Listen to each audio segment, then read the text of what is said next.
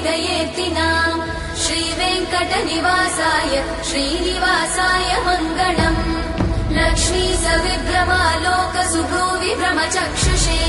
चक्षुषे सर्वलोकानां वेङ्कटेशाय मङ्गलम्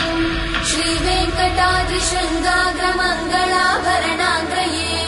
मङ्गलानां निवासाय श्रीनिवासाय मङ्गलम्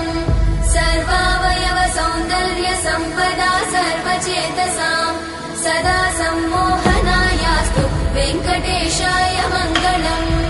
नित्याय निरवध्याय सत्यानन्दचिदात्मने सर्वान्तरात्मने श्रीमद् वेङ्कटेशाय मङ्गलम् स्वतः सर्वविदे सर्वशक्तये सर्वशेषिणे सुलभाय सुशीलाय वेङ्कटेशाय मङ्गलम् परस्मै ब्रह्मणे पूर्णकामाय परमात्मने प्रयुञ्जे परतत्त्वाय वेङ्कटेशाय मङ्गलम्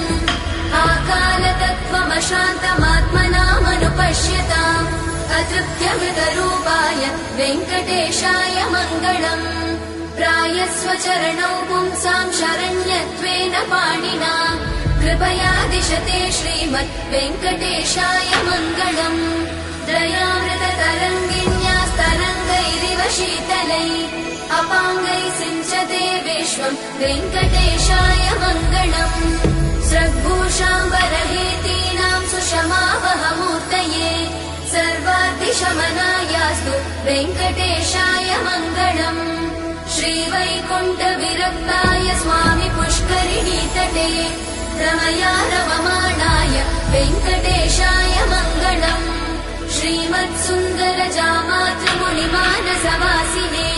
सर्वलोकनिवासाय श्रीनिवासाय मङ्गलम् मङ्गलाशासनपरैर्मदाचार्य पुरोगमै सर्वैश्च पूर्वैरचार्यै सत्कृतायास्तु